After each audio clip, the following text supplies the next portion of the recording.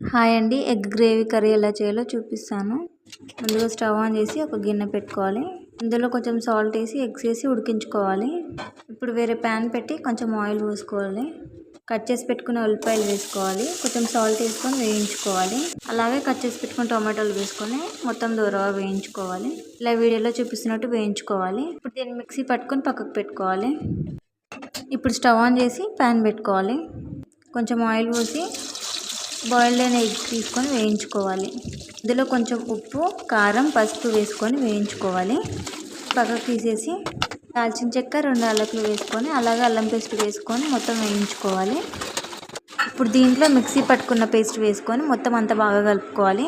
రుచికి సరిపడా కారం, ఉప్పు వేసుకోవాలి. అలాగే ఉడకబెట్టుకున్న ఎగ్స్ వేసుకోవాలి. తర్వాత మసాలా వేసుకోవాలి. ధనియాల పొడి వేసుకొని ఒక 5 మినిట్స్ లో ఫ్లేమ్లో ఉంచి కొత్తిమీర వేసుకొని స్టవ్ ఆఫ్ చేసుకోవాలి.